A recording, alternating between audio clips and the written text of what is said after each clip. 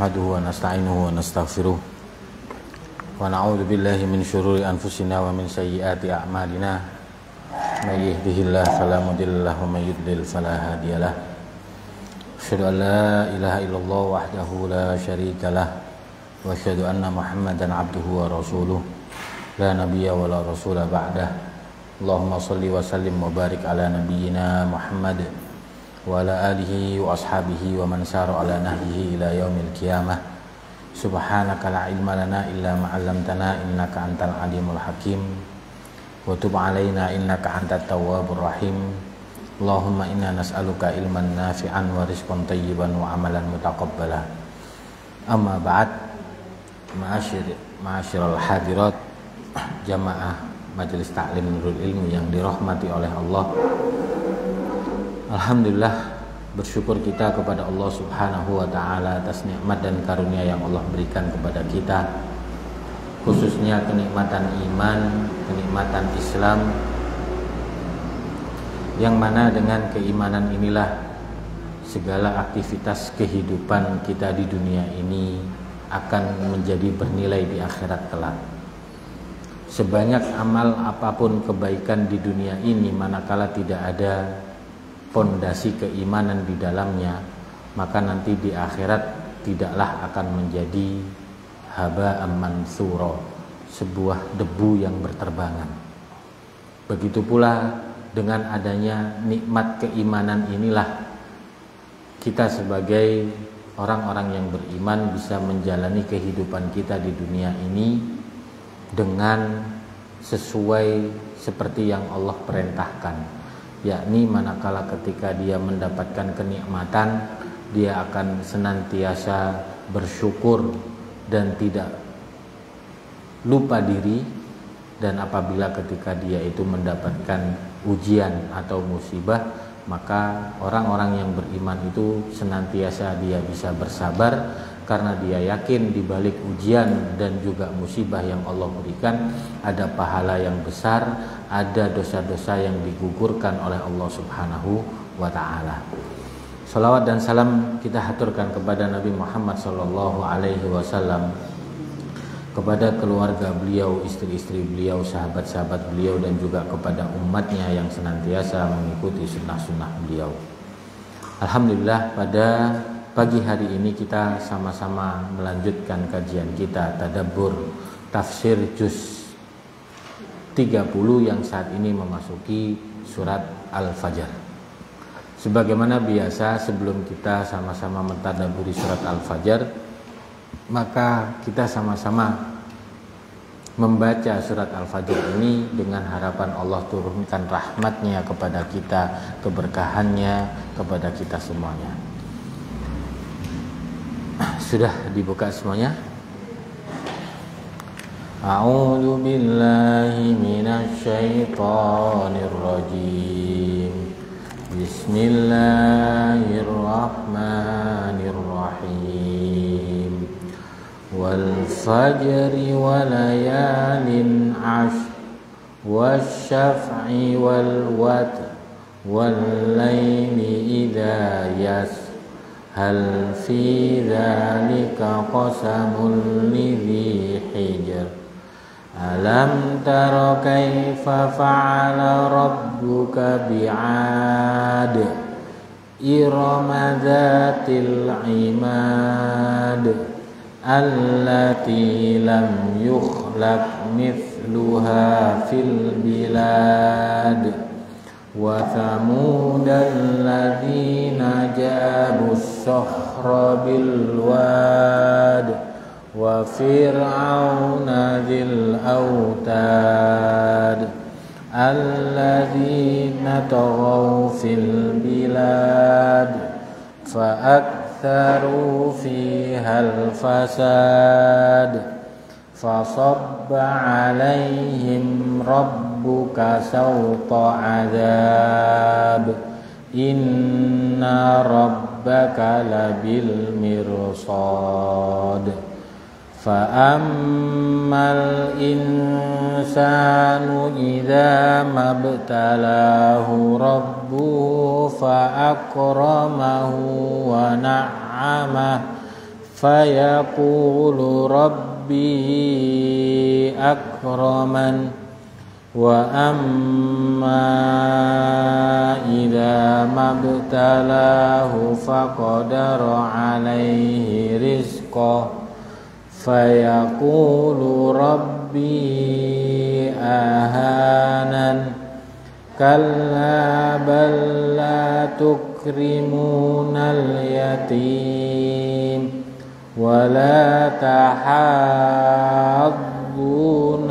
ala ta'amil miskin wa ta'kuluna at-turatha aklan lamma wa tuhibbunal mala hubban jamma kalla idza dukkatil ardu dakkan dakka wa jaa rabbuka wal malaku saffan saffa waji'a yawma idzin bi jahannam yawma idzin yatadakkarul insanu wa anna lahu dzikra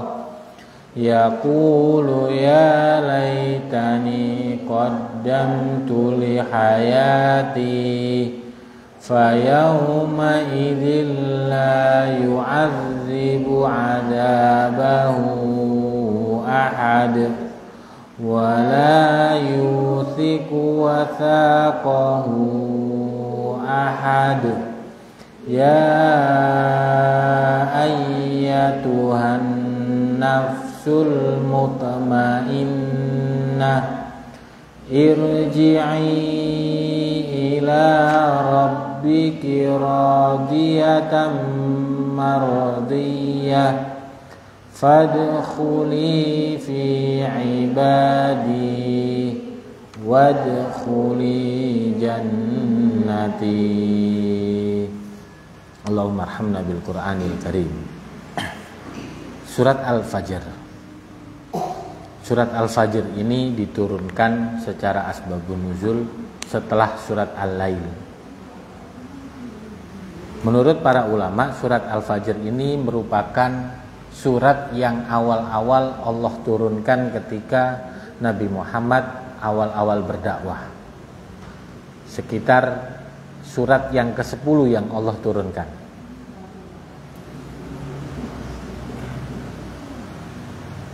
Mengenai keutamaan surat Al-Fajr ini, sebagaimana yang kita sudah sama-sama mempelajari tentang hadis yang berkaitan dengan Mu'adz bin Jabal. Ada yang masih ingat? Suatu ketika Mu'adz bin Jabal ini sholat Isya bersama Rasulullah, diimami oleh Rasulullah. Kemudian setelah itu Mu'adz bin Jabal itu pulang ke kampungnya untuk mengimami kembali kaumnya. Kemudian yang dibaca itu adalah surat yang begitu panjang sehingga ada salah seorang di antara makmumnya tadi itu berpisah kemudian sholat sendiri. Setelah sholat sendiri kemudian diceritakanlah setelah Mu'adz selesai sholat, ada jamaah yang menceritakan ada tadi seorang laki-laki yang memisahkan diri dari berjamaah. Maka kemudian Mu'adz bin Jabal mengatakan apa? Innahu munafik. Dia di dalam dirinya itu ada sifat-sifat kemunafikan. Kemudian mendengar hal yang seperti ini, laki-laki yang memisahkan diri tadi nggak terima. Kemudian datang kepada Rasulullah mengadu tentang kejadian yang sudah terjadi. Kemudian Rasulullah memanggil Mu'adz. Wahai Mu'adz, afattanun ya Mu'adz, apakah engkau ingin membuat fitnah? Wahai Mu'adz, aina anta, di mana engkau ketika sholat Isya? Min sabbihisma rabbikal a'la wasyamsi waduhaha wal fajr wal laili idza yaghsha. Sebenarnya dari kisah hadis ini banyak sekali pelajaran yang bisa kita ambil. Yang pertama bahwa ketika Allah menyebutkan bahwa inna hadzal din yusr, bahwa agama ini adalah agama yang mudah. Jangan berbuat keras sehingga kamu nanti mesti akan patah. Misalnya sekali hijrah itu kan bersemangat, tiba-tiba langsung sholat tahajud 100 rakaat. Ini biasanya nggak akan bertahan lama, sehari 2 hari selesai. Makanya Rasulullah di hadis yang lain juga menyampaikan, ahabbul a'mali indallah, sesungguhnya sebaik-baik amal yang dicintai oleh Allah itu adalah adwamuha wa in qalla, yang paling istiqomah meskipun sedikit. Sehingga dari sini Rasul kemudian menyebutkan bahwa ya Mu'ad, apakah engkau akan membuat fitnah bagi agama ini? Padahal Mu'ad membaca bacaan sama seperti yang dibaca oleh Rasulullah. Akan tetapi karena makmumnya itu berbeda, makmumnya yang diimami oleh Rasulullah ini adalah sahabat-sahabat yang keimanannya sudah kuat, sedangkan kaumnya Mu'ad bin Jabal ini keimanannya tidak setebal keimanan para sahabat. Jadi penting bagi kita untuk melihat dakwah itu adalah sesuatu yang kira-kira kalau aku sampaikan itu maslahatnya lebih banyak dibandingkan mudaratnya.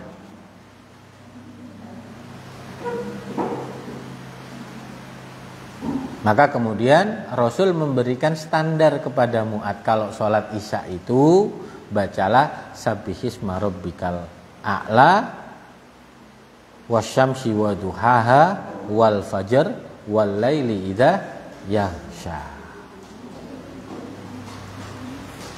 Kan di hadis yang lainnya Rasul itu juga pernah mempercepat sholatnya dikarenakan Nabi Muhammad ini mendengar di belakang ada bayi yang menangis. Kenapa kok dicepat? Takut salah satu di antara makmumnya ini adalah ibu dari bayi yang menangis tersebut.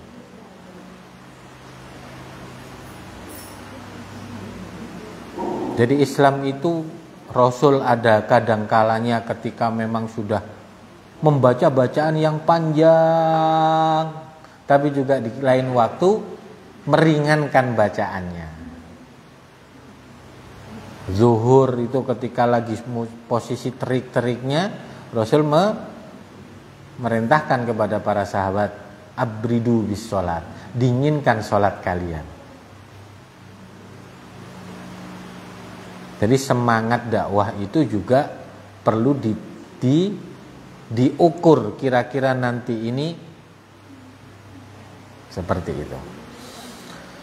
Ini adalah keutamaan tentang surat Al-Fajr, bahwa surat ini kalau misalnya kita sholat isya kemudian membaca surat Al-Fajr ini atau Al-A'la atau Al-Ghosyah atau Al-Lail dengan harapan sesuai dengan petunjuk Rasulullah, kita juga insya Allah akan mendapatkan sunnah dari apa yang kita baca tersebut.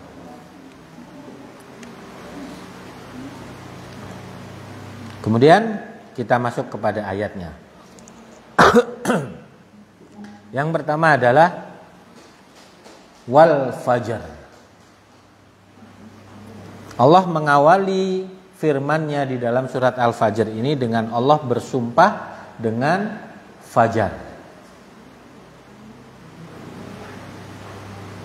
Diulang kembali bahwa ketika Allah, ini Al-Quran adalah firman Allah, kalamullah.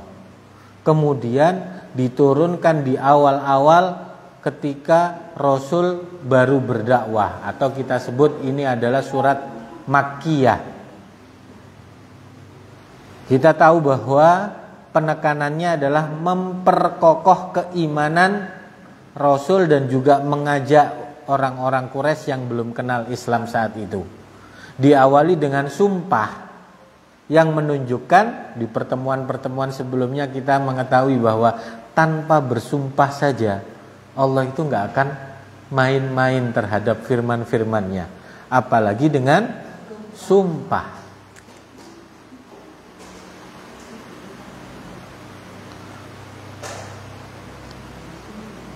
Misalnya seorang laki-laki bicara kepada temannya, nanti malam itu pertandingan bola, seru sekali.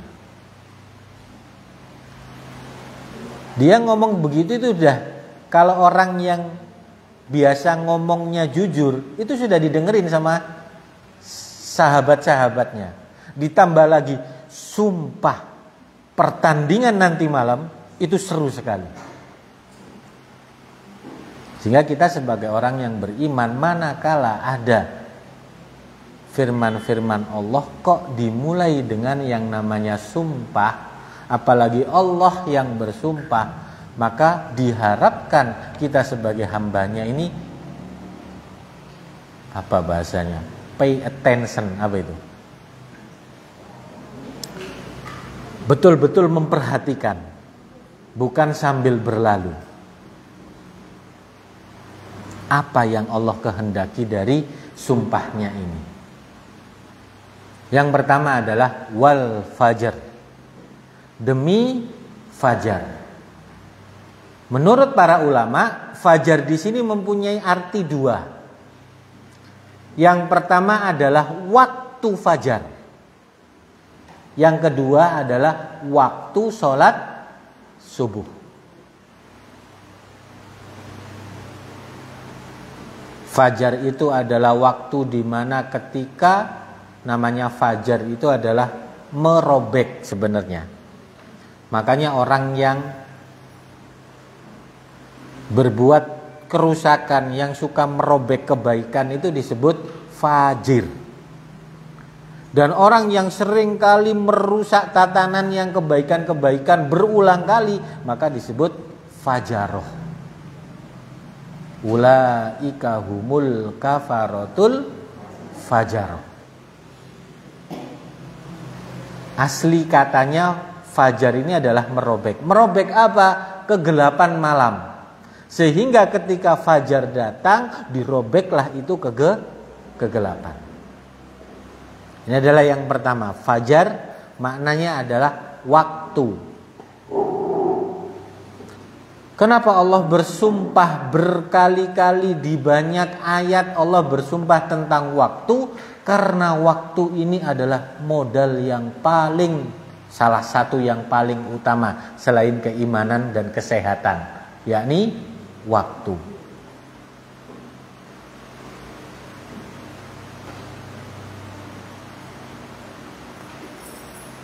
Sehingga ada dua yang sering memperdaya manusia itu. Apa? Waktu luang dan juga kesehatan. Makanya anak-anak muda, anak-anak yang usia-usia sekolah itu sayang sekali ketika waktunya itu diisi dengan hal-hal yang tidak bermanfaat. Karena satu-satunya yang gak bisa kembali itu cuma waktu. Uang bisa dicari, yang lainnya masih bisa diulang, tapi giliran waktu nggak bisa. Sehingga ulama-ulama kita itu mengatakan innama antal ayyam, kamu itu hanyalah susunan hari-hari. Jika berlalu satu hari darimu, maka berlalu pula lah satu usiamu. Terus seperti itu.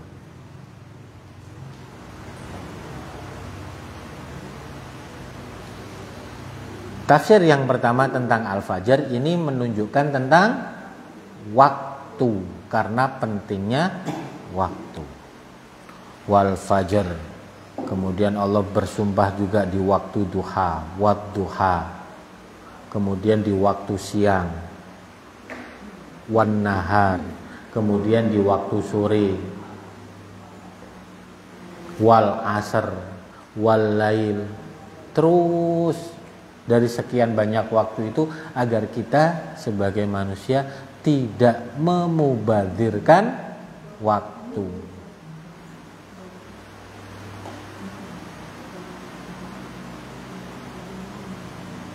Makna yang kedua dari al-fajr itu adalah waktu sholat subuh, fajar.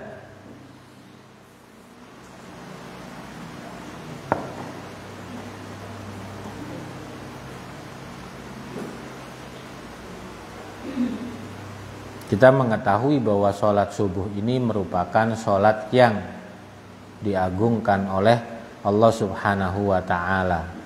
Sampai-sampai Rasulullah bersabda, man shollas subha fahuwa fi dhimmatillah. Barang siapa yang melaksanakan sholat subuh, maka dia berada dalam penjagaan Allah, dalam lindungan Allah.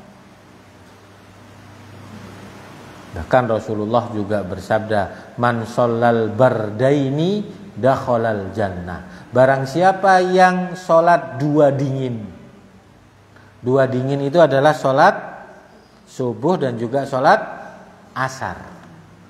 Maka dia akan mendapatkan jaminan untuk bisa memasuki surga. Kenapa? Karena dua waktu inilah yang sering dilalaikan oleh manusia.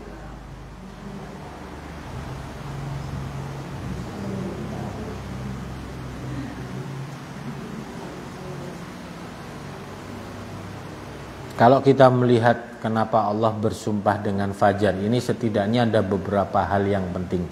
Satu adalah menunjukkan dialah Allah yang mampu mengatur alam semesta ini dari yang tadinya gelap menuju terang benderang, kemudian menjadi gelap, sama persis seperti kehidupan kita. Kadang bahagia, kadang susah, kadang kemudian bahagia lagi.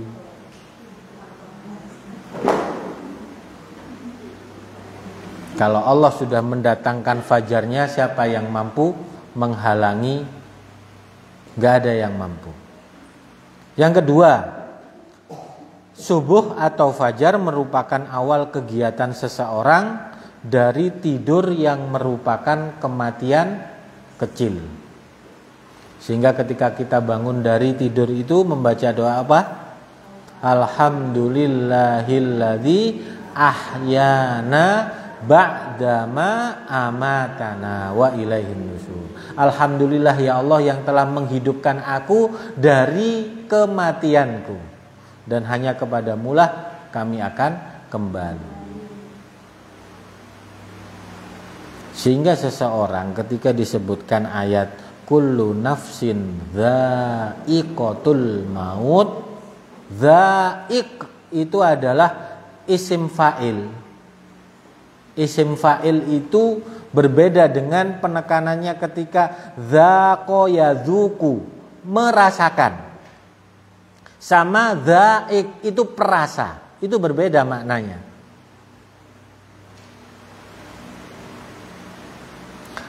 Saya bermain sepak bola, itu berbeda dengan penekannya saya pesepak bola. Kalau saya bermain sepak bola, boleh jadi pinter, boleh jadi enggak. Tapi kalau saya pemain sepak bola, berarti diharapkan Allah berfirman, kullu nafsin dha'iqah. Setiap jiwa itu harus menjadi perasa untuk merasakan kematian. Jadi kehidupannya itu 24 jam itu merasakan kematian, merasakan kematian, merasakan kematian. Sehingga nggak ada lagi panjang angan, kemudian toma. Rasul kemudian bersabda, aksiru zikro hadzimil ladzah. Perbanyaklah mengingat-ingat pemutus kenikmatan, yaitu apa? Kematian. Ini saya mau qadimahin dulu karena nanti ayat berikutnya itu penekanannya di urusannya seperti itu.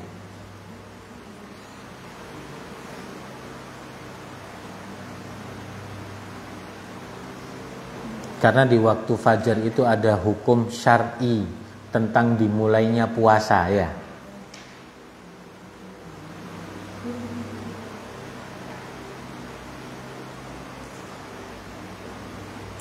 Dan yang keempat, Allah ingin membatah pemahaman orang-orang Quraisy bahwa mereka itu tidak akan dibangkitkan. Dengan apa? Dengan diibaratkan manusia itu seperti susunan hari-hari tadi itu.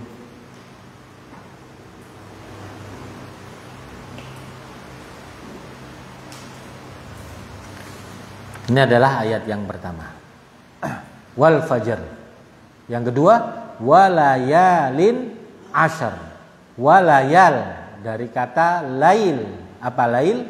Malam. Ashar yang 10. Makna dari walayalin ashar itu juga berbeda pendapat para ulama itu. Yang pertama menganggap walayalin ashar ini adalah hari 10 hari di bulan Dzulhijjah.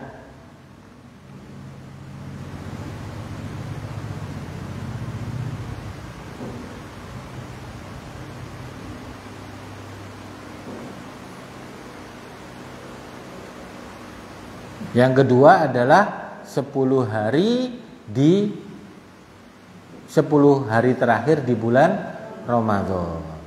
Yang berpendapat nomor 2 karena disebutkan layalin,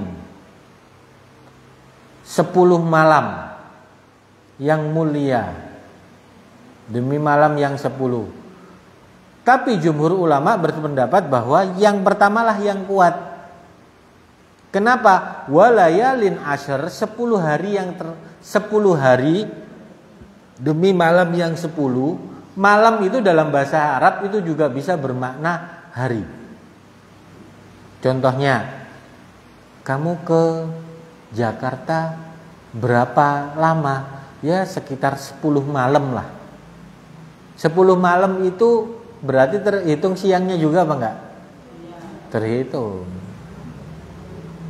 Walayalin ashar, dan 10 malam yang dijadikan sumpah ini adalah 10 awal 10 di bulan Dzulhijjah.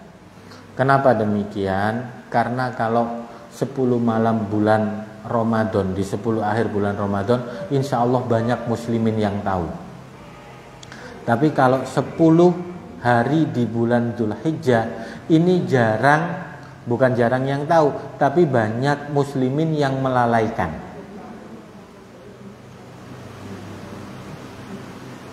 Dianggap biasa-biasa saja. Kalau 10 hari terakhir bulan Ramadan, muslimin itu banyak yang itikaf, yang goreng kacang,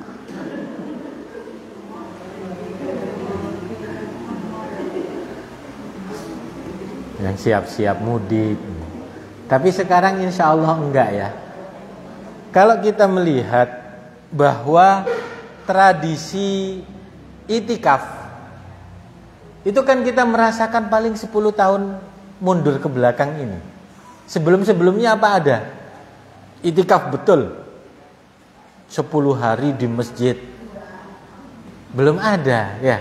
Sekarang itu sudah mulai rame, apalagi kalau di kota-kota besar itu sudah 20 tahunan yang lalu sudah mulai marak gitu.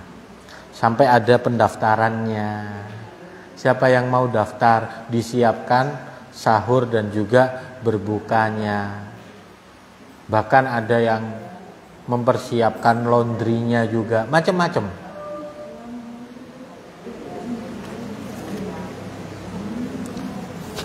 Jadi sudah, kalau 10 malam Ramadan sudah maklum itu muslimin. Tapi kalau walayalin ashar, 10 hari awal Dzulhijjah itu banyak yang melalaikan. Padahal keutamaannya menurut para ulama di antara 365 hari Allah menciptakan hari dalam 1 tahun. Kalau untuk siang yang paling mulia adalah 10 hari bulan Dzulhijjah. Kalau untuk malam 10 hari di bulan Ramadan.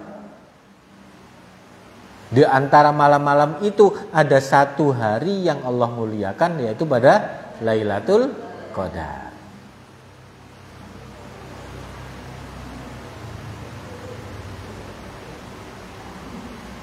Saking dicintainya 10 hari Dzulhijjah itu, Allah itu membangga-banggakan orang-orang yang sedang wukuf di Arafah di hadapan makhluk-makhluknya yang lain. Lihat, hambaku panas-panasan demi untuk beribadah kepadaku. Sampai kemudian Rasulullah bersabda, "Ma min ayyamin al-amalus sholih ahabbu ilallah min hadhil ayyam." Tidaklah ada hari-hari yang lebih dicintai oleh Allah Subhanahu wa taala dibandingkan hari-hari ini. Kemudian para sahabat bertanya, "Ya Rasulullah, walal jihad ya Rasulullah." Bahkan mengalahkan kecintaanmu kepada jihad, wahai Rasulullah. Maka Rasulullah bersabda, "Walal jihad." Bahkan jihad pun masih kalah dengan 10 hari bulan Dzulhijjah ini. Kecuali orang yang rajulun kharaja binafsihi wa malihi wa lam yarji min dzalika bisyai'in. Kecuali orang itu berangkat berjihad membawa bekal jiwa raga, tapi dia enggak pulang kembali, akhirnya dia mati syahid dan hartanya pun juga hilang. Itu lebih dicintai.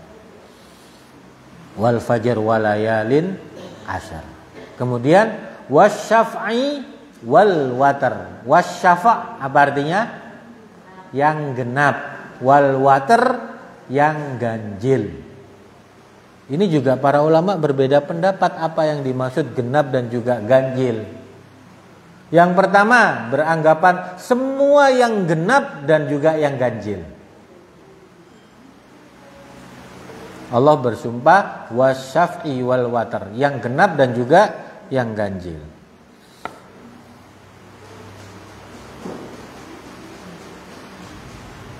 Yang kedua, semua sholat-sholat yang genap, zuhur, subuh, isya, asar, dan juga yang ganjil, maghrib. Dan yang ketiga, yang genap itu adalah makhluknya Allah, yang ganjil itu adalah Allah.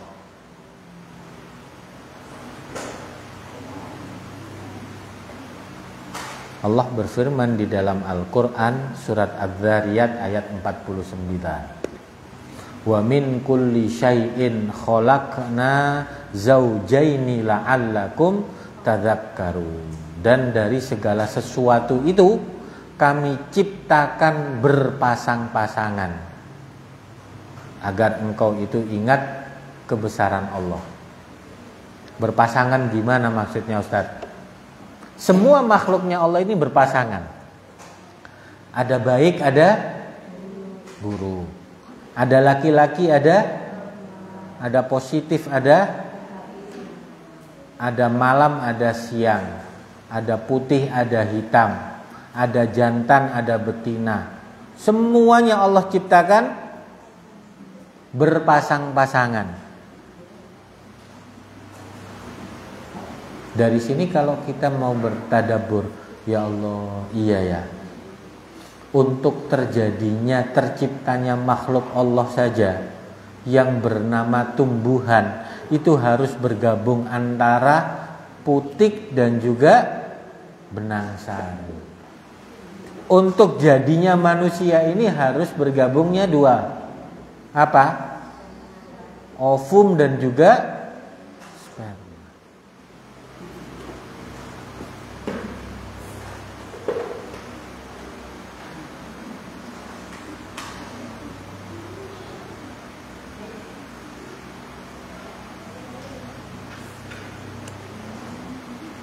Yang esa cuman siapa? Allah Subhanahu wa ta'ala. Kita mentadaburi seperti itu.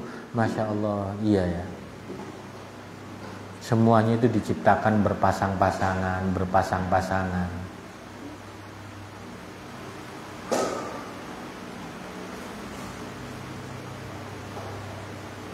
Yang berikutnya walaili idza yasar, dan demi malam apabila dia berlalu.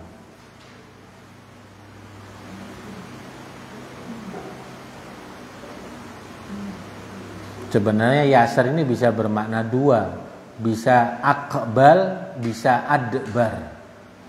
Akbal itu malam apabila datang, adbar malam apabila dia telah berlalu.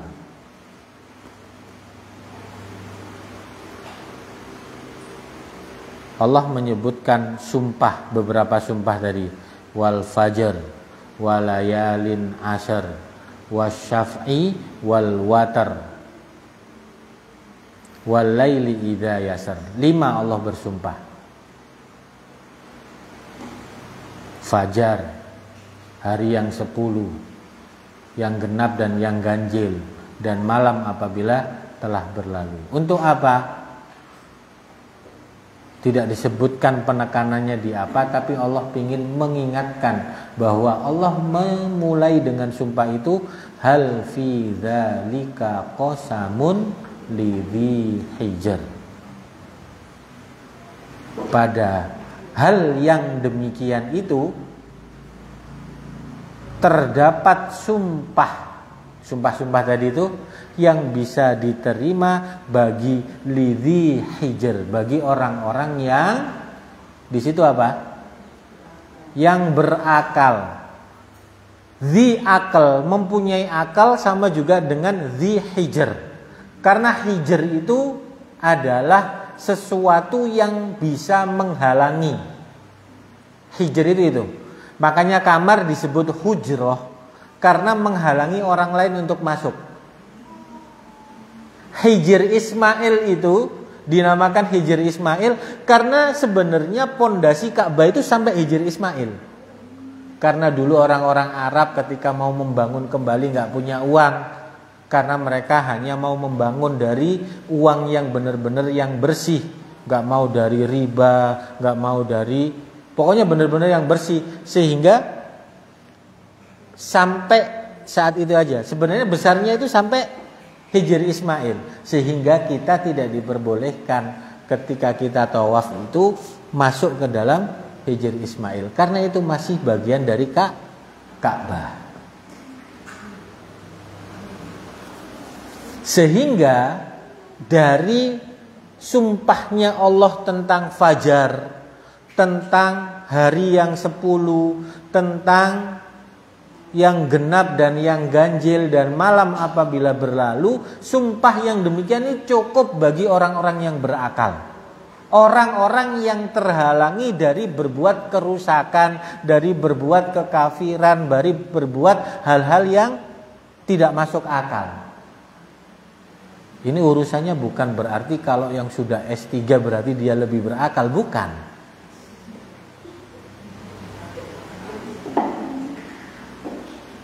Karena ada orang yang mungkin secara gelar akademis dia itu tinggi, tapi untuk membedakan gender saja dia nggak bisa.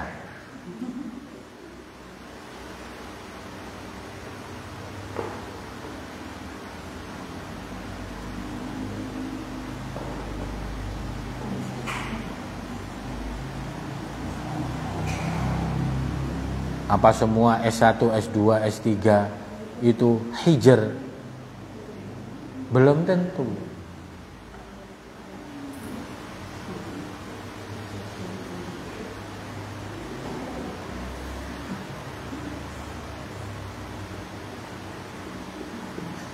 Kemudian Allah ingin menekankan, meskipun penekanannya apa, seolah-olah Allah ini mengatakan bahwa hai orang-orang Quraisy, orang-orang musyrik Quraisy, ketahuilah bahwa kalian jika tidak mau beriman kepada Allah Subhanahu wa ta'ala, Allah bersumpah dengan perihal yang tadi itu, maka kalian akan dibinasakan. Sekuat apapun kamu, sehebat apapun kamu, sebanyak apapun harta yang kamu miliki, engkau akan dibinasakan.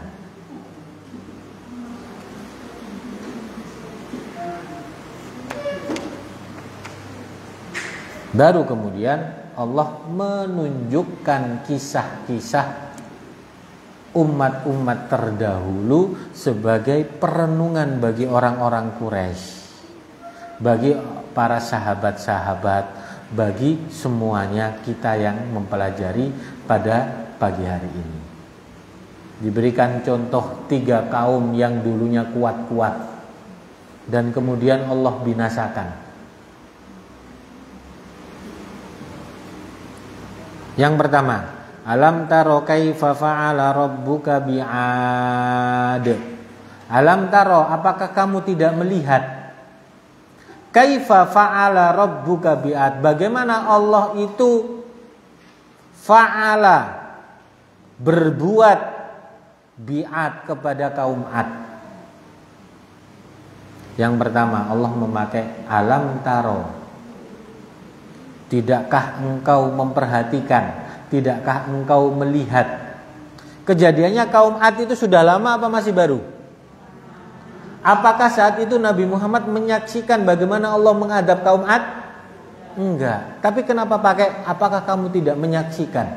Apakah kamu tidak melihat? Karena Allah ingin menekankan bahwa yang namanya melihat itu jauh lebih kuat dibandingkan mendengar dan yang lain-lainnya.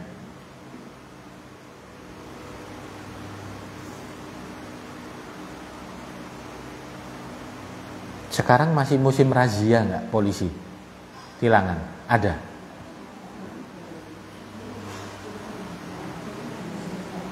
Kita punya anak mau naik motor,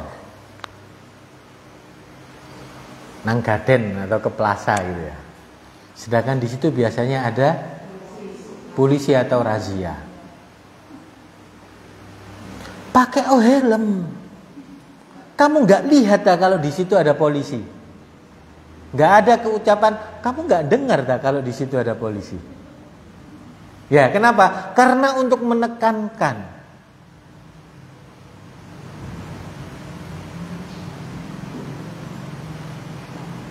Sehingga penekanannya kepada orang-orang Quraisy. Lihat di situ disebutkan kaum Ad, kaum Samud dan juga dilihat di situ apa? Kaum Ad, kaum Samud dan juga alam taro kaifa fa'ala rabbuka bi'ad. Kemudian Samud, kemudian wa fir'auna dzil autad. Ada 3 kaum yang disebutkan di dalam Al-Quran dengan Allah menyebut alam taro. Kamu gak merhatikan dah?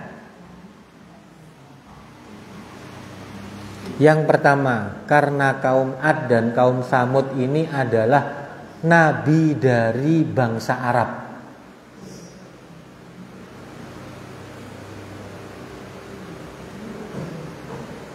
Yang kedua, yang ketiga, dikisahkan tentang Fir'aun karena orang-orang Quraisy ini juga tahu bahwa mereka sering ke Madinah, kemudian bertemu dengan orang-orang Yahudi, kemudian mereka itu diceritakan oleh orang-orang Yahudi tentang bagaimana heroiknya Nabi Musa dan bagaimana kekalahannya Fir'aun. Kalau orang-orang di kita ini kan biasanya begitu. Jangan durhaka sama orang tua. Nanti kamu kayak siapa? Maling.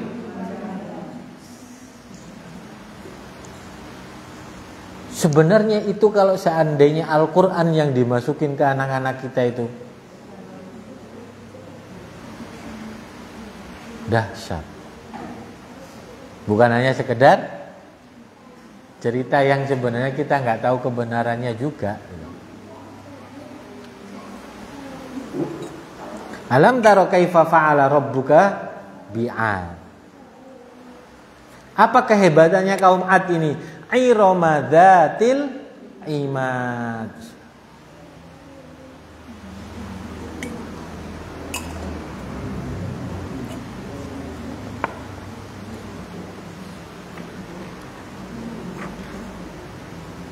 Yaitu penduduk Iram. Ada yang mengatakan Iram ini nama ibu kotanya.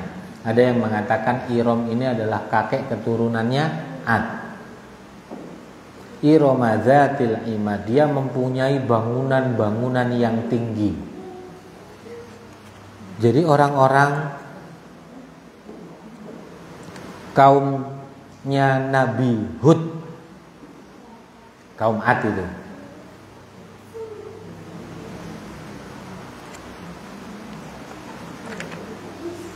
itu adalah kaum yang mempunyai tubuh yang posturnya tinggi-tinggi, mempunyai kekuatan yang lebih dibandingkan yang lainnya, sehingga dia bisa membuat bangunan-bangunan yang kokoh.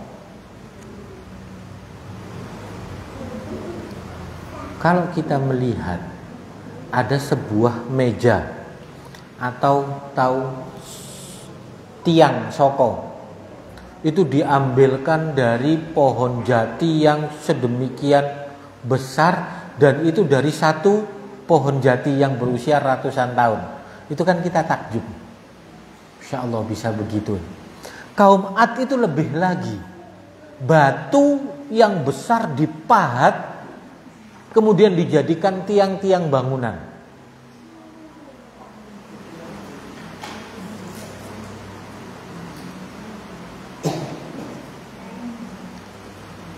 Karena kekuatan fisiknya, kemudian karena kehebatan dia dalam bangunan, kalau zaman sekarang itu konstruksi, maka kemudian dia menyombongkan dirinya, kemudian gak mau beriman dengan apa yang dibawa oleh Nabi Hud, maka kemudian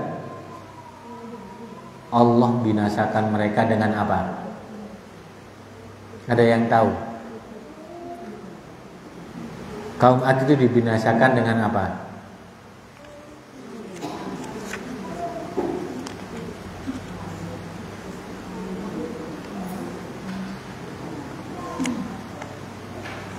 Allah membinasakan kaum Ad, fa'amma adun, dan sedangkan kaum Ad itu fa'uhliku birihin sorsorin atiyah, maka Allah akan binasakan mereka itu dengan angin topan yang sangat dingin. Angin.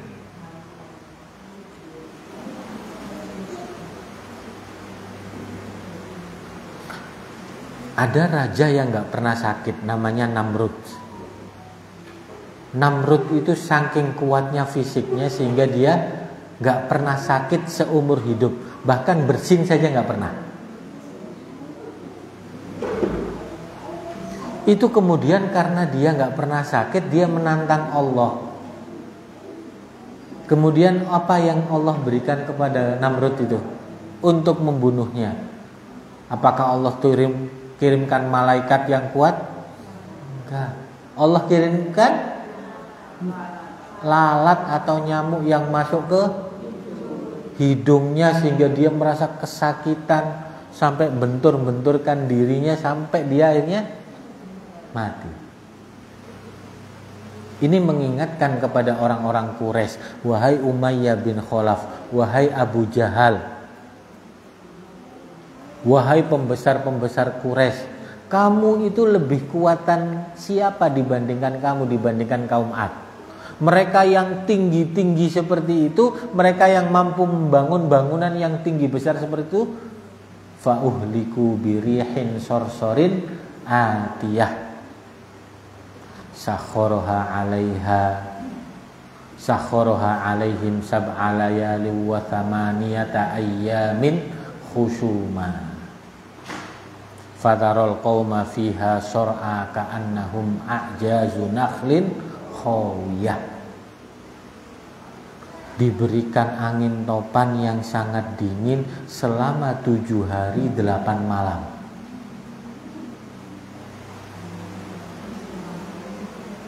Kemudian setelah itu kamu lihat mereka bergelimpangan mati seperti pohon kurma yang dalamnya sudah keropos.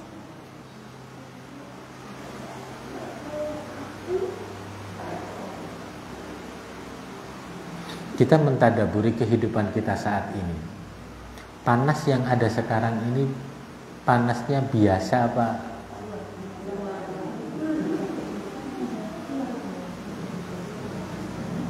Jenengan tahu kejadian besar yang terjadi di belahan Hawaii, Kanada sana 1 bulan yang lalu?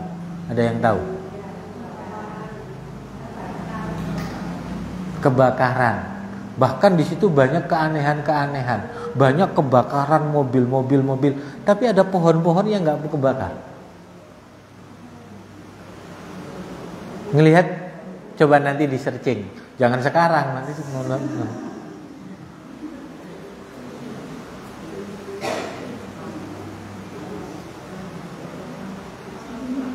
bulan kemarin, apa namanya, Bromo, berapa ratus hektar itu yang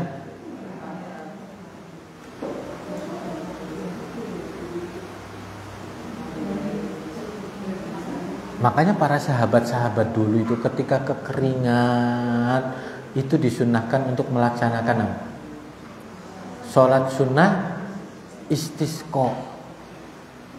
Itu sholat sunnahnya itu betul-betul menghayati, karena apa? Mentadaburi kehidupan sehari-hari seperti itu. Ya Allah, yang bisa menurunkan hujan ini adalah Engkau, yang menurunkan panas seperti ini adalah Engkau. Tidak ada lain yang bisa menurunkan hujan kecuali Engkau ya Allah. Hanya sholatnya itu kan biasanya lama gitu.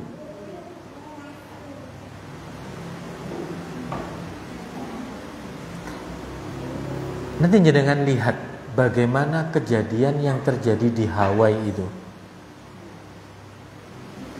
Itu sekarang menjadi seperti kota mati, seperti neraka yang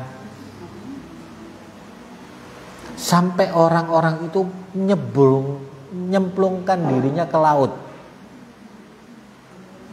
Yang sudah tahu angkat tangan, yang sudah lihat.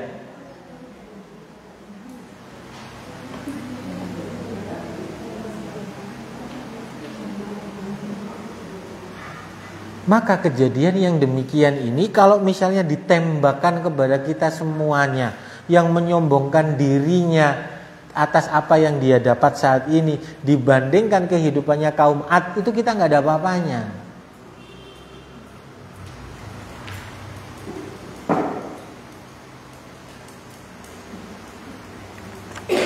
Irama dzatil imad allati lam yukhlaq mithluha fil bilad, yang belum pernah dibangun yang demikian itu sebelumnya. Meskipun allati lam yukhlaq mithluha fil bilad, yukhlaq ini diciptakan ini maknanya dua. Apakah bangunan-bangunan ini yang diciptakan belum pernah ada sebelumnya, atau makhluknya sendiri yang namanya kaum Ad itu Allah ciptakan lebih hebat dan gak ada yang mengalahkan setelahnya.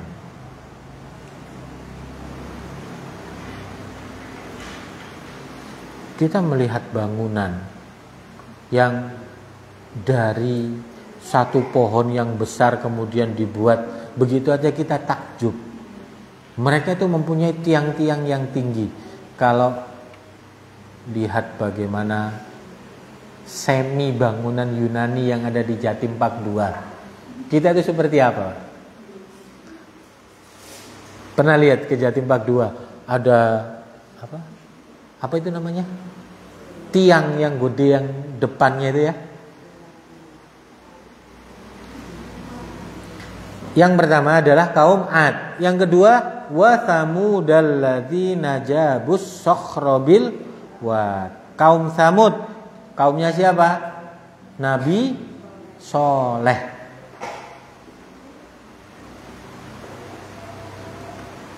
Bahkan sampai sekarang Allah abadikan kotanya kaum Samud ini. Nama daerahnya namanya Al-Ula. Dari Madinah itu sekitar 300 km. Kalau 300 km itu dari sini ke Solo atau Jogja.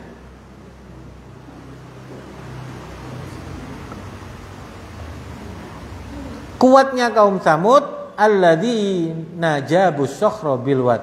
Dia memotong batu-batu yang besar di lembah-lembah, kemudian watan hitunal jibala buyuta. Gunung-gunung itu dilobangi kemudian dijadikan rumah-rumah. Kayak apa itu kuatnya? Saya dulu masih kecil pernah lihat film yang namanya Mortal Kombat. Itu ada bangunan yang gede gitu, kayak bangunan-bangunan Yunani, dan sampai sekarang Allah menyisakan bangunan-bangunan di daerah Al-Ula itu, sehingga Rasul memberikan anjuran ketika memasuki daerah yang pernah diazab oleh Allah Subhanahu wa taala, dengan cara memasukinya dengan cara apa? Menangis. La tadkhulu masakinal ladzina zalamu illa an takuna bakin. Janganlah kalian memasuki rumah-rumah yang di situ telah pernah diadab oleh Allah, kecuali kamu memasukinya dengan cara menangis atau dengan cara muhasabah. Ya Allah, bisa seperti ini ya. Kenapa? Ayyusibakum ma asobahum. Karena apa yang telah mereka dapatkan itu bisa saja kalian pun akan mendapatkannya. Jadi ya fenomena memang. Ada orang musibah seperti itu, lumpur lapindo misalnya. Jadi apa tuh? Jadi tempat wisata. Jadi padahal Rasul mengajarkan ketika memasuki seperti itu, ya Allah, Allah ini bisa berkehendak, fa'alul lima yuri. Pernah merenung apa namanya? Lapindo itu gara-garanya apa? Pengeboran, gitu ya. Karena pengeboran, apa yang ada di dalam tanah ini kemudian muntah keluar. Muntah keluar. Hal yang demikian ini bisakah terjadi di tempat yang lain dengan kondisi yang mungkin lebih dahsyat daripada itu? Bisa nggak? Sehingga kita harus menjadi orang yang senantiasa waspada. Nanti ada ayatnya, kenapa kita disuruh waspada ini. Saya sebutkan begini bukan untuk menakuti, tapi untuk kita mewaspadai. Jangankan di situ, nggak lama setelah jauh dari acara Lapindo itu, di Surabaya juga pernah ambles ya. Lobang jalan gede. Itu bahkan mengenai rumah yang bagus. Kan kalau dilihat, pernah lihat bisul, ya. Kemudian kalau bisul itu pecah, kemudian keluar semua nanah dan darahnya, kan itu kelihatan jeglong.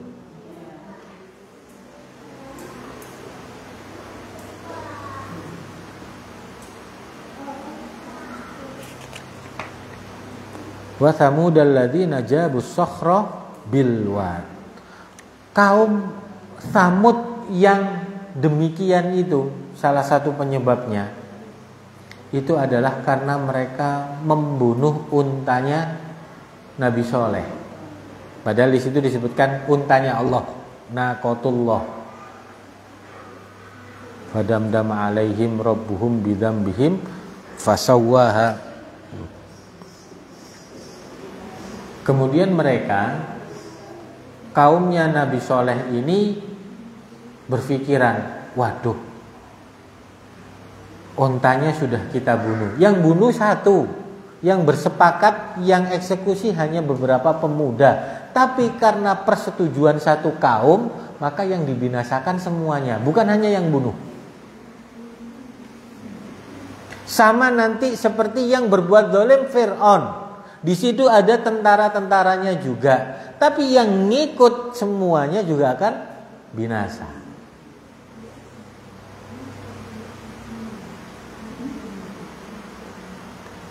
Kalau kaum Tsamud ini dibinasakan dengan apa?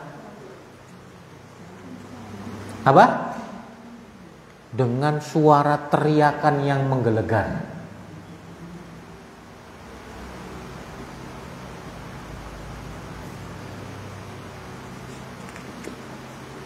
Jadi kalau kita melihat berkunjung kepada satu tempat yang di situ pernah ada satu musibah di dalamnya, maka kita memasukinya dengan cara bermuhasabah, introspeksi diri, jangan malah justru begitu. Berikutnya, wa fir'auna dzil autad. Wa fir'auna dzil autad, dan terhadap Fir'aun yang mempunyai pasak-pasak bangunan. Fir'aun dzil autad, Fir'aun ini mempunyai, menurut para pendapat para ulama, yang pertama adalah tiang-tiangnya itu adalah, yang pertama adalah tiang untuk menghukum orang-orang Bani Israel. Jadi kalau Fir'aun itu menghukum Bani Israel, itu tangan diikat di tiang satunya kanan kiri, kaki kanan kiri, kemudian ditarik sama wa fir'auna dzil autad. Yang kedua,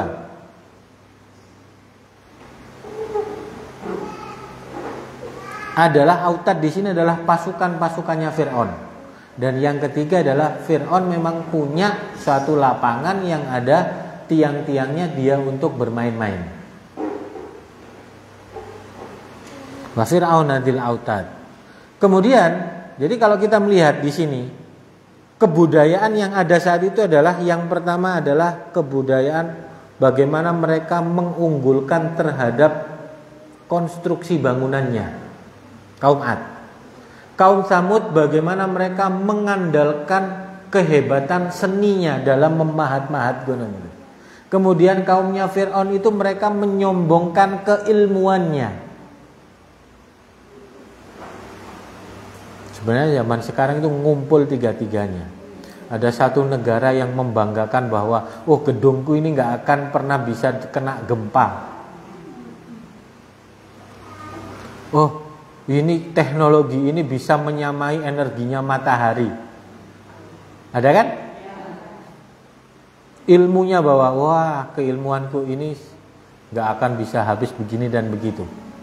Semuanya itu menjadi satu simpul yang sama. Apa yang mereka berbuat? Alladzina taghaw fil bilad, yang mana mereka itu taghaw, melampaui batas, berbuat sewenang-wenang di dalam negeri. Dan apa yang mereka lakukan? Fa'aktsaru fihal fasad, dan mereka itu senantiasa berbuat kerusakan di muka bumi.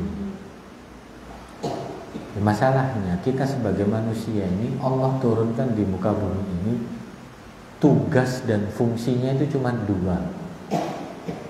Yang pertama adalah untuk beribadah kepada Allah, wa ma khalaqtul jinna wal insa illa liya'budun. Dan yang kedua adalah sebagai apa? Khalifatullah fil ard, sebagai wakil Allah di muka bumi. Untuk apa? Memakmurkan bumi. Zaman sekarang ya Allah, punya ilmu untuk memakmurkan apa untuk merusak bumi? Semua lini.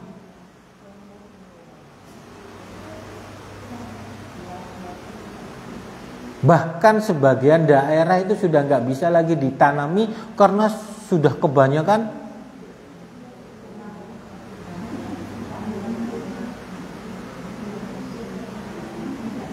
sama. Semuanya yang mempunyai ilmu hukum bukan untuk memakmurkan bumi, bagaimana hukum itu ditegakkan. Yang sekarang lagi rame itu apa itu?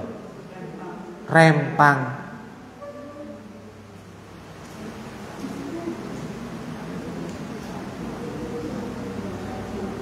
Fa'aktsaru fihal fasad. Mereka berbuat banyak kerusakan di muka bumi ini. Kalau sudah yang demikian, lihat mereka bertiga itu, Ad, Tsamud dan Fir'aun. Fasobba alaihim rabbuka sauta adab. Kalau sudah demikian, fasobba. Sobba itu apa di situ bahasanya? Ditimpa. Apa? Nah, Allah fasobba alaihim rabbuka. Allah menimpakan kepada kita Mereka itu yang berbuat togho dan juga berbuat fasad, sewenang-wenang dan juga berbuat kerusakan.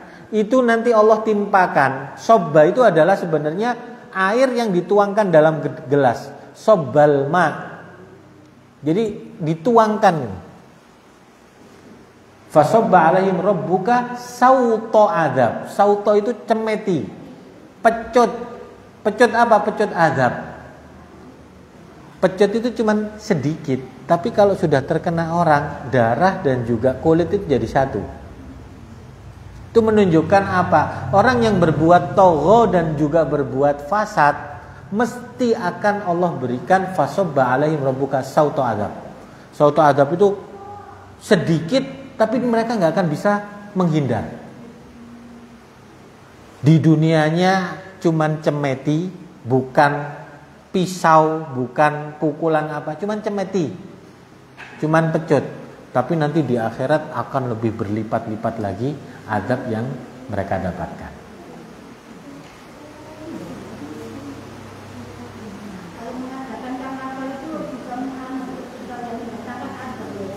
Apa?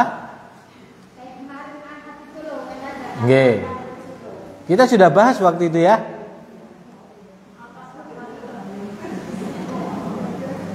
Sehingga tadi ayatnya begini.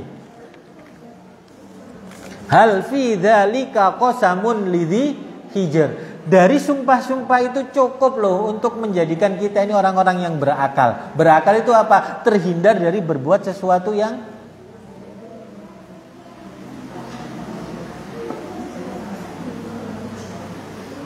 emang ada lagi tak kemarin?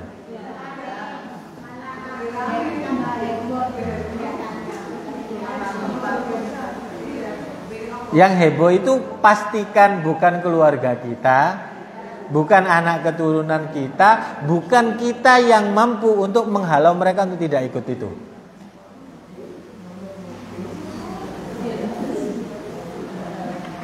Oh udah enggak? Wah, Masya Allah. Saya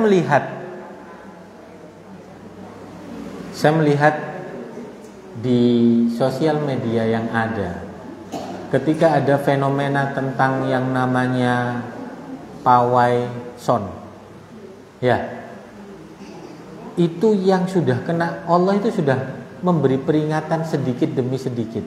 Contohnya, ada yang bayi yang meninggal karena suara yang begitu kencang. Kemudian ada genteng yang pecah. Kemudian ada lagi yang demikian-demikian. Allah itu sudah memberikan peringatan-peringatannya. Semampu kita memberikan peringatan, gak mampu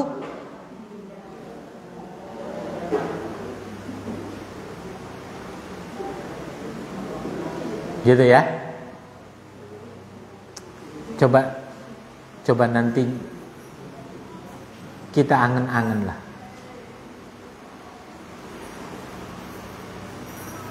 Kejadian-kejadian yang kemarin itu di Turki, terus di mana?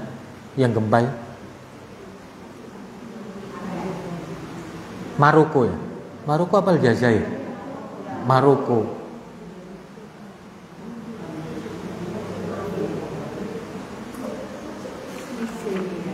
Jadi yang pertanyaan tadi sudah dijawab ya.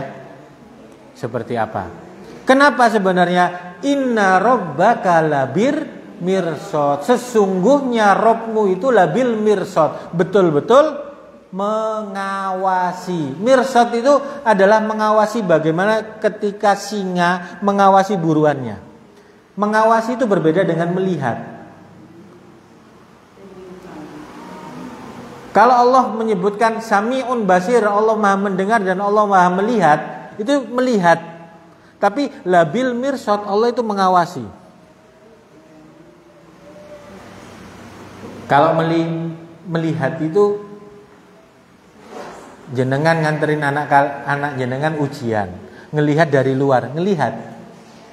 Tapi yang pengawasnya di dalam itu bukan melihat tapi mengawasi, nyontek enggak ini anak. Beda.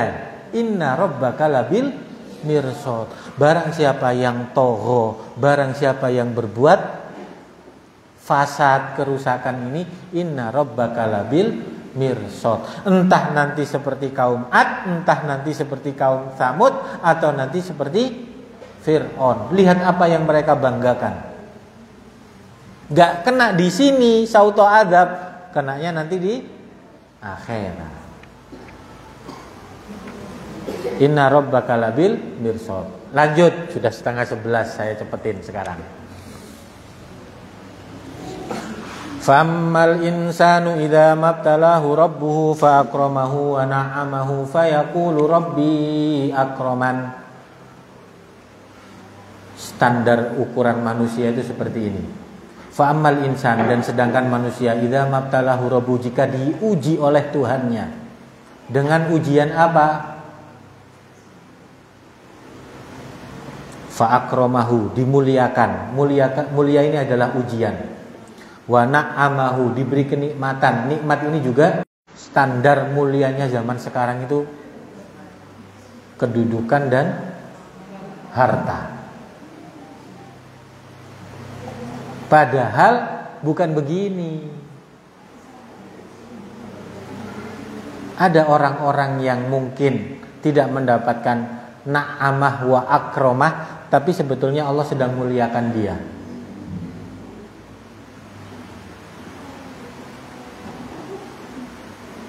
Ketika Allah menyebutkan inna akramakum indallahi atqakum, yang paling mulia di sisi kalian itu adalah orang yang paling bertakwa di antara kalian. Posisi seperti ini bukan tentu yang duduk di sini ini lebih bertakwa dibandingkan yang duduk.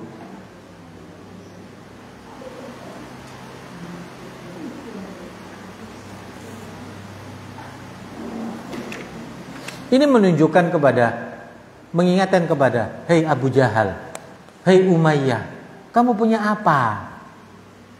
Karena mereka mengatakan, wah, hartaku kan banyak, jabatanku kan tinggi, berarti Allah sedang muliakan aku dong. Senantiasa begitu.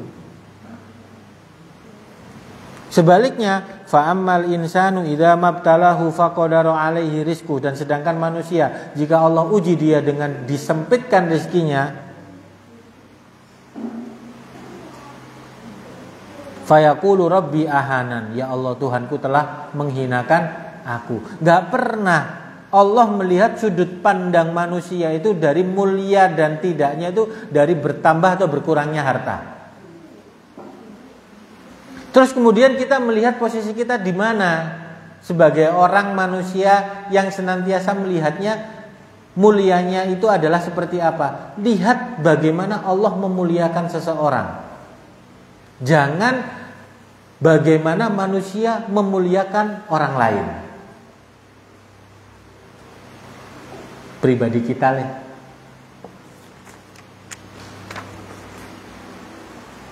Saat ini kita berada, posisi kita itu di mana? Yang Allah ridhoi atau Allah murkai? Berarti kalau ridhoi, Allah sedang memuliakan kita. Kalau di tempat yang Allah murkai, berarti Allah sedang hinakan kita. Itu tolak ukurnya. Dan jangan dibiasakan untuk mengagung-agungkan dunia. Karena Rasul pun gak pernah mengagungkan dunia. Kalau seandainya Allah itu melihat dunia itu lebih berharga dibandingkan sebelah sayapnya nyamuk, orang-orang kafir itu gak akan dikasih minum. Karena menganggap yang namanya dunia itu bernilai. Karena saking gak bernilai, ya udah dikasih. Karena gak bernilai. Jadi enggak ini juga gitu. Karena ada nabi-nabi itu, ada yang nabi yang kaya, nabi yang miskin, nabi, ya Allah, Rasulullah Shallallahu Alaihi Wasallam itu pernah ditawari oleh Allah Subhanahu Wa Taala, kamu maukah gunung itu tak jadikan emas?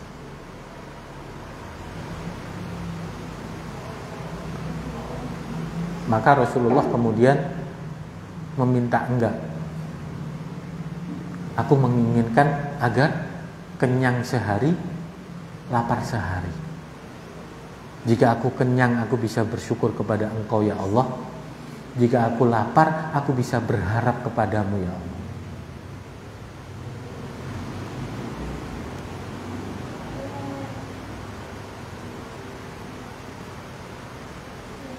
Ya memang di dunia yang zaman materialistis seperti ini, jangankan zaman sekarang, dulu itu juga seperti itu. Orang-orang Quraisy itu kenapa nggak mau masuk Islam? Karena urusannya adalah jabatan. Loh mosok iyo, aku yang orang-orang Quraisy mulia ini kemudian jejer sama Bilal, sama Ammar, yang mantan budak-budakku itu. Ya mau.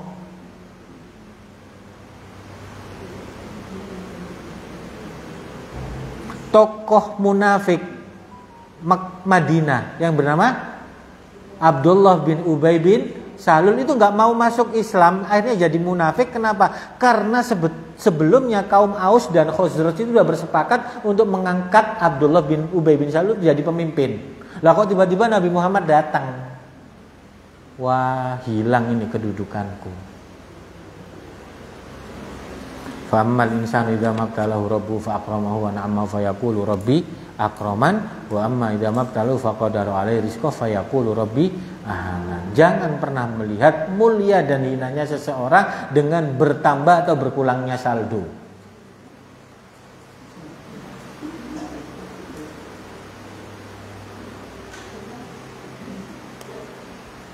Sehingga Rasulullah mengajarkan kepada kita doa, la taj'alid dunya akbaroham mina wala taj'al musibatana fi dinina.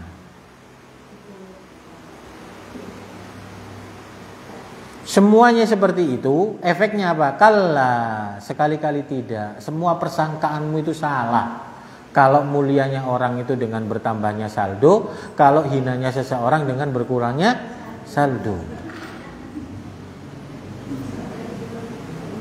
Sekali-kali enggak. Kalla balla tukrimunal yatim. Kamu itu enggak mau memuliakan anak yatim. Bahkan di surat yang lain, salah satu tanda dusta terhadap agama itu adalah tidak memuliakan anak yatim.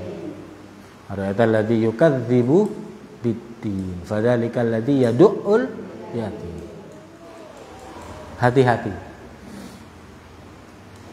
Wala tahadduna ala ta'amil miskin, dan mereka itu tidak saling menganjurkan untuk memberi makan orang miskin. Jangankan memberi, menganjurkan aja enggak. Siapa di sini yang paling ekonominya paling sulit yang enggak bisa menganjurkan untuk memberi makan kepada sesama miskin? Enggak ada, semuanya bisa menganjurkan. Kasih dia. Mereka itu jangan, ngapain dikasih? Surat Yasin, apakah kami akan memberi makan kepada mereka sedangkan Allah sendiri akan memberikan makan kepada mereka, gitu kan? Anut imu mallau yasha Allahu at'ama. Kenapa kami harus yang memberi makan kepada mereka sedangkan Allah sanggup memberi makan kepada mereka? Gitu. Contohnya, ada orang miskin lewat, kita mampu memberikan. Kemudian ada setan ngipasi. Wah, itu sudah punya uang banyak itu, nggak usah dikasih wes. Ya?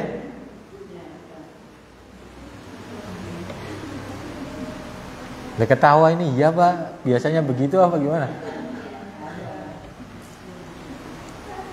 Kalau memang mau ngasih, langsung ngasih. Kalaupun enggak, buang itu suudon dan yang lainnya. Ya Allah, masih ada rasa kikir, buang rasa kikir ini ya Allah, gitu. Jangan, wah situ kan.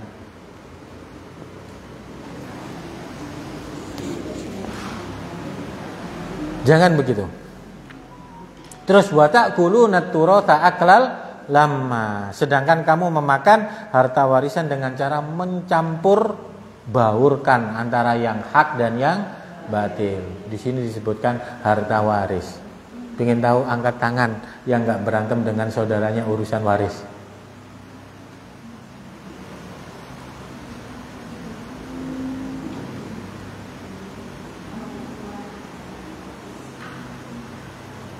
Dulu orang-orang jahiliyah itu kenapa sampai disebutkan wa ta'kuluna turatsa aklal lamma? Dan mereka itu memakan harta waris dengan mencampur baurkan yang hak dengan yang batil. Karena dulu itu orang-orang perempuan di zaman jahiliyah itu mereka nggak mendapatkan waris. Nggak mendapatkan waris. Hati-hati bahwa yang namanya warisan itu adalah pemberian, bukan hasil usaha. Pemberian.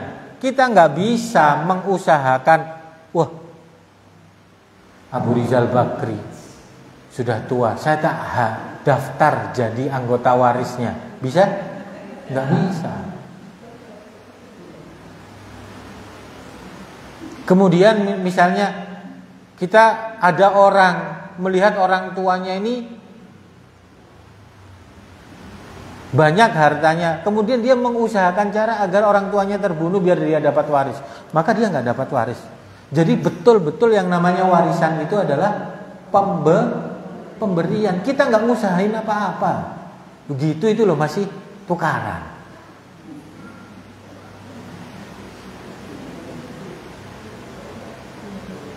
Cara yang bijak bagaimana? Kita mengusahakan sesuai aturan Islam. Kalau masih metenteng, mengusahakan, oh ya sudah, begitu aja. Kemudian tetap menyambung hubungan.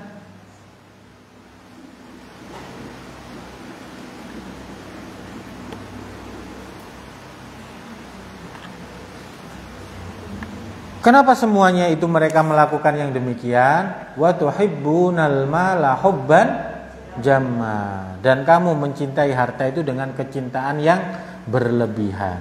Cinta dengan harta itu begini. Suatu ketika Rasul memerintahkan istrinya untuk membagi-bagikan daging. Kemudian setelah dibagikan, Ibunda Aisyah ditanya oleh Rasul, "Ya Aisyah, ma baqiya minha?" Wahai Aisyah, apa yang tersisa dari daging kambing itu? Kemudian Aisyah menjawab, "Ma baqiya minha illa katifuha." Tidak tersisa sama sekali ya Rasul, kecuali bagian pundaknya kambing ini, katifunya. Maka kemudian, karena semuanya sudah dibagikan sama Ibunda Aisyah, maka kemudian kata Rasulullah, qala baqiya kulluha ghairu katifiha. Kamu keliru Aisyah. Yang tersisa itu semuanya kecuali pundak kambing itu. Jadi sebenarnya yang tersisa itulah yang diinfakkan, yang habis itulah yang tidak diinfakkan. Sekarang dimakan sendiri.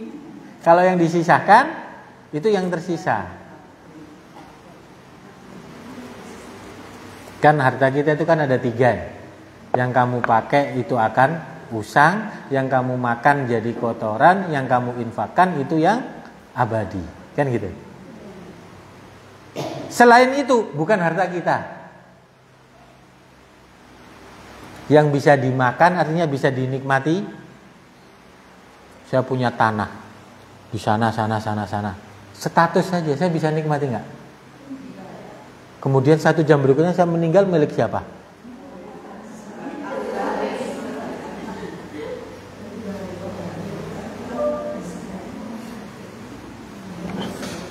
Wa tuhibbunal mala hubban jamma. Karena kita mencintai harta itu dengan kecintaan yang berlebihan. Berlebihan itu dikejarnya mati-matian, kemudian sudah didapat dihitung lagi, takut habis gitu.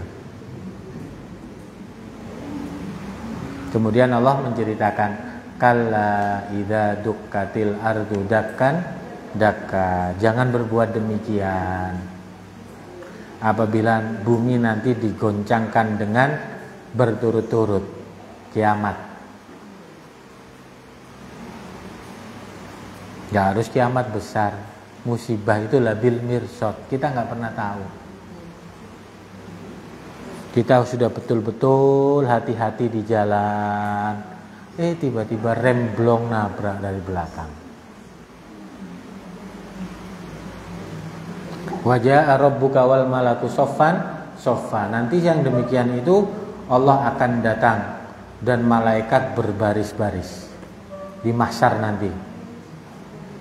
Waji'a yauma idzin bi jahannam, kemudian didatangkanlah neraka jahanam. Jahanam itu, neraka jahanam itu besarnya seperti apa? Yu'ta bi jahannam yauma idzin laha sab'una alfa zimam, bahwa neraka itu mempunyai 70.000 tali kekang. Jadi ini neraka meja ini, talinya yang kayak buat nali kuda itu ada 70.000. Setiap tali kekang ini ma'akulli zimamin sab'una alfa malakin yajurrunahu. Setiap tali satu kekang ini ditarik oleh 70.000 malaikat. Itu besarnya neraka jahanam. Jadi berapa tuh malaikat yang narik neraka jahanam? 70 kali 70.000.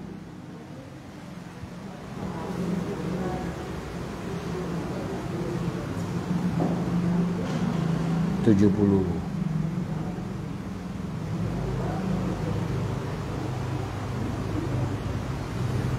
4.900.000.000 malaikat untuk narik neraka. Cuman masalahnya itu tadi sebabnya, wa tuhibbunal mala hubban jamma. Kita mencintai dunia itu dengan berlebih-lebihan. Tanpa ada ayat ini, Allah itu sudah tahu bahwa manusia itu cinta kepada harta. Memang. Cuman masalahnya cinta itu jangan diperturutkan menjadi cinta yang buta.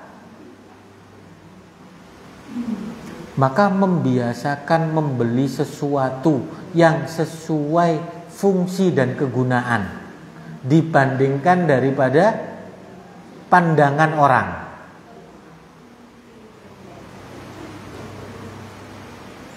Tas itu dari yang 100, 200, 1 juta, 10 juta, 100 juta itu ada.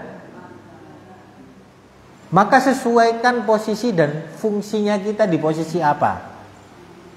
Kalau kita saat itu Allah berikan rezeki yang luas, maka beli tas yang 1 juta itu masih masuk akal. Karena memang kelasnya kita sudah itu. Tapi kalau kemudian yang dilihat itu 100 juta, 10 juta, itu salah satu terapinya. Sehingga kalau rusak ya beli lagi. Enteng. Akhirnya nanti akan terbiasa begini. Ketika Allah menyebutkan sholat sunnah 2 rakaat lebih baik dibandingkan dunia daripada seisinya, itu kita akan melihat condongnya lebih berat kehilangan 2 rakaat dibandingkan.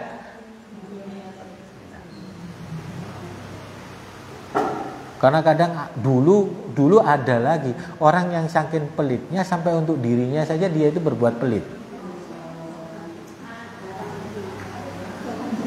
Kalau zaman sekarang mungkin enggak, sudah jarang lah yang begitu. Mungkin ya ada juga.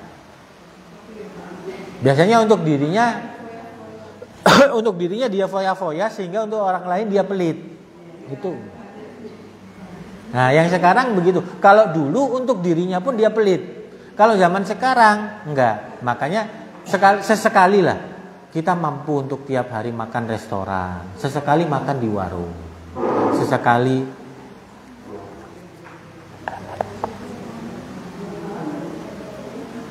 waji'a yauma idzin bi jahannam, ketika nanti neraka itu sudah didatangkan, yauma idzin yatadzakkarul insanu wa anna lahud dzikra, maka akan setiap manusia akan teringat setiap apa yang mereka lakukan dan sudah enggak berguna lagi atas penyesalannya mereka.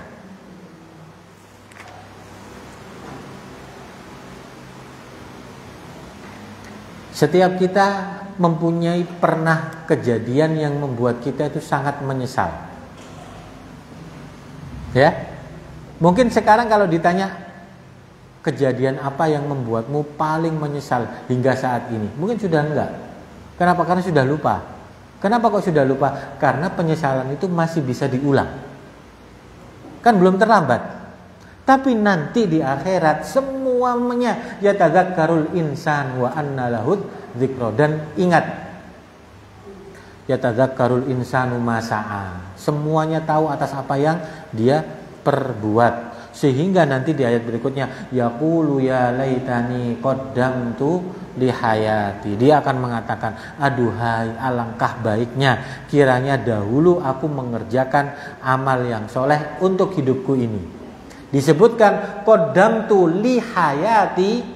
Kalau dulu aku berbuat untuk kehidupanku ini, artinya apa? Sebetulnya di dunia ini kita belum hidup, cuman dikasih kesempatan untuk nyari bekal. Kehidupan kita sesungguhnya di mana?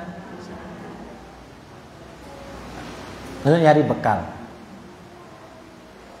Sehingga baik orang yang beramal soleh maupun yang beramal kafir semuanya menyesal. Di sini diceritakan yaqulu ya laitani qaddamtu li hayati. Ini ucapan orang-orang mukmin. Dia mukmin itu menyesal. Aduh, kenapa dulu kok sholat sunnahnya cuma 2 rakaat? Kok dulu tak tambahin 2 rakaat ya? Sama mirip ketika kita cinta sama dunia, saya suruh tutup mata semuanya nih sekarang. Di sini saya kasih 3 bungkusan. Boleh ngambil yang A, yang B, atau yang C. Ketika cintanya kepada dunia, saya semuanya pasti akan cinta sama dunia. Ini yang kecil, yang tengah-tengah, sama yang besar. Ambil yang mana? Belum tahu isinya apa.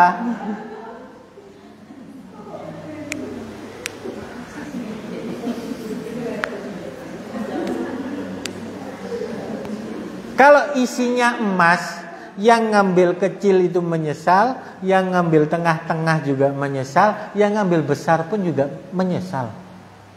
Kok dikasih kesempatan lagi untuk ngambil ya? Yang kecil, kenapa nggak ambil yang besar? Yang tengah, kenapa nggak ambil yang?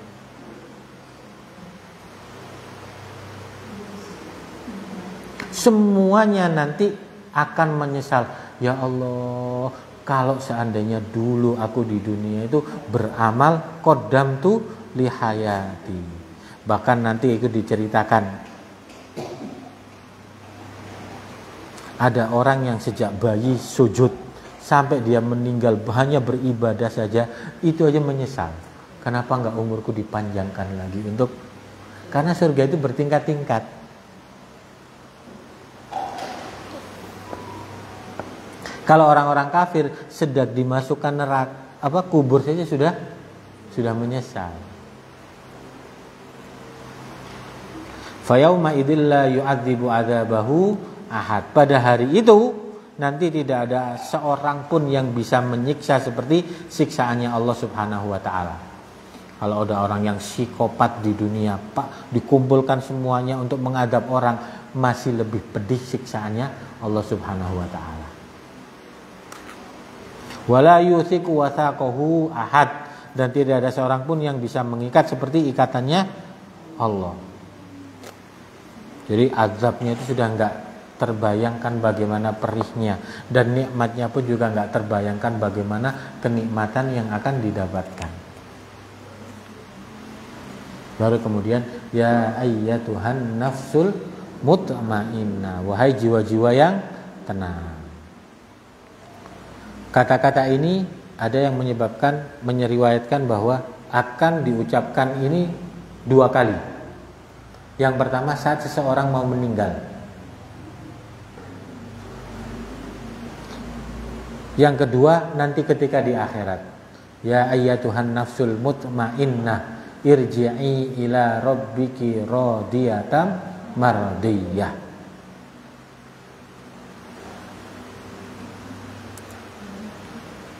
Kalau makanya kita melihat orang-orang yang beriman ketika dia itu hendak ditarik nyawanya oleh malaikat Israel, kemudian dia ini orang beriman, maka ditunjukkan kenikmatan-kenikmatan yang ada.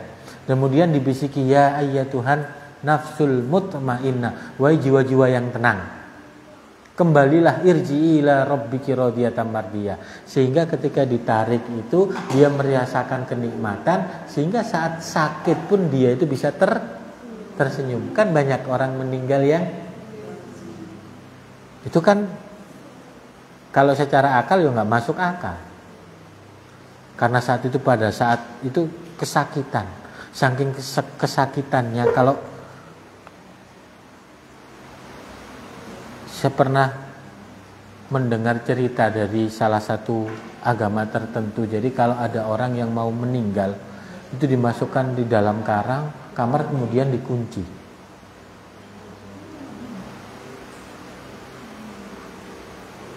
Tapi di sisi yang lain,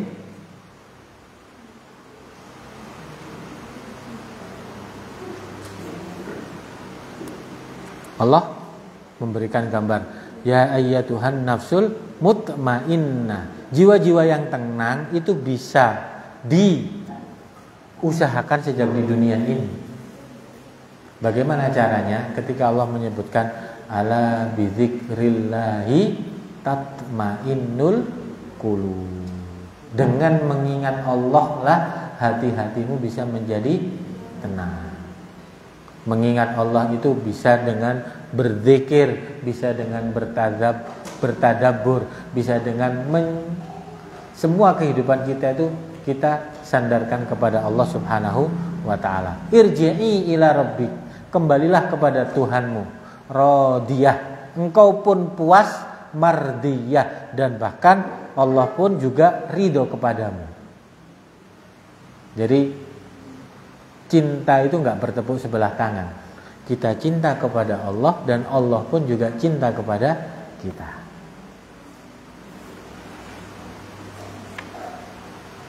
Fadkhuli fi ibadi, maka masuklah kamu kepada golongan hamba-hambaku.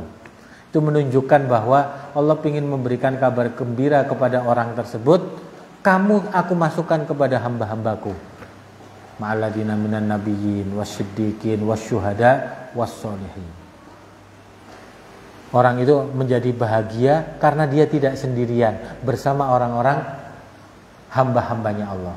Tapi di sisi yang lain Allah mengabarkan fadkhuli jannati, dan masuklah kamu kepada surgaku, sendirian masuk surganya.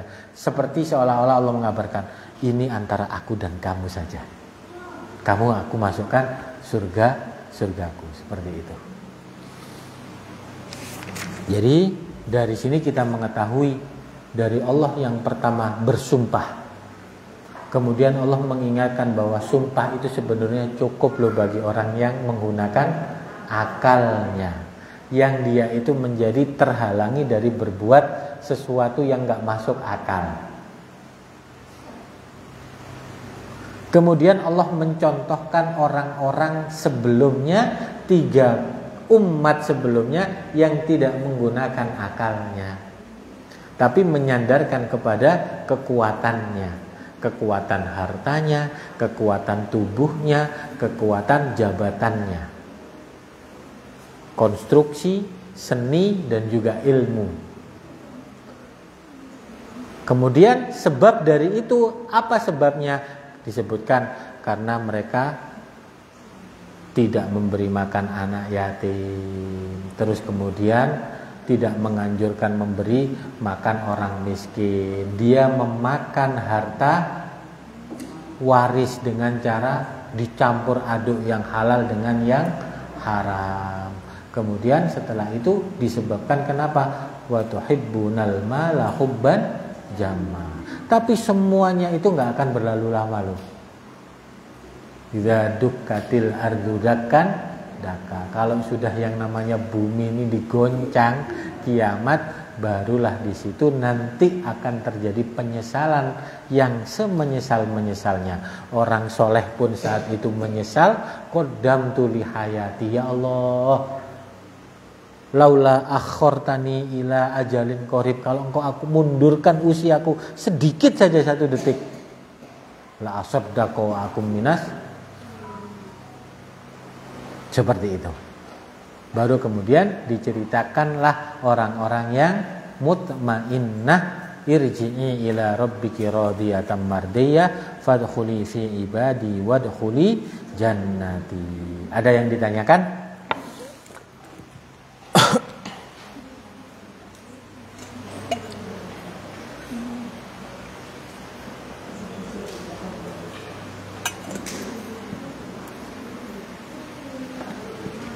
Gak ada?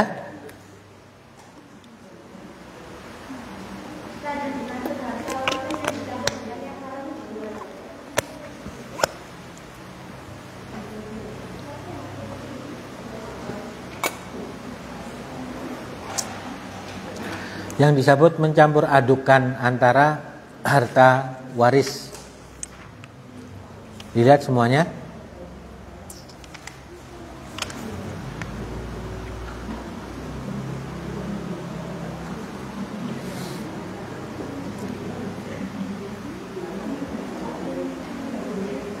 Setiap orang yang mempunyai waris itu kan punya bagiannya masing-masing. Lah bagiannya itu kan adalah bagian yang halal. Kemudian yang bukan bagiannya sebenarnya bukan bagian yang dia, berarti bagian yang haram untuk dimakan. Itu dicampur. Apalagi biasanya saya sendiri ngalami karena posisi saya kakak pertama. Itu ada sifat mendominasinya, Bu. Wah, kamu segini, kamu segini, kamu segini. Jadi bukan diatur sesuai dengan aturan. Itu mencampur adukan harta waris. Wa ta'kuluna turata aklal lamma.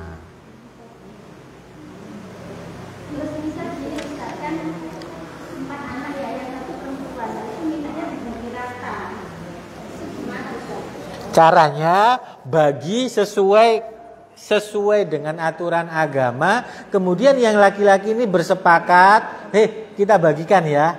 Akadnya itu sudah kena gitu.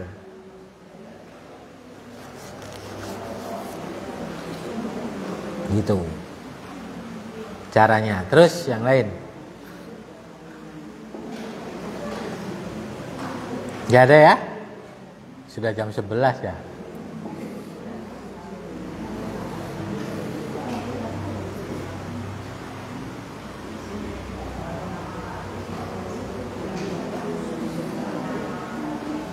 Semoga kita semuanya senantiasa dalam bimbingan hidayah, taufik hidayah Allah Subhanahu wa taala, menjadikan harta yang kita dapatkan sebagai sarana untuk mencari keridhaan Allah Subhanahu wa taala, bukan menjadikan harta sebagai tujuan kehidupan kita. Wala taj'al musibatana fi dinina wala taj'al lid-dunya akbar hammina wala mablagha ilmina wala tusallit alaina bidunubina man la yakhafuka fina wala yarhamuna. Subhanakallahumma bihamdika asyhadu an la ilaha illa anta astaghfiruka wa atubu ilaik. Assalamualaikum warahmatullahi wabarakatuh.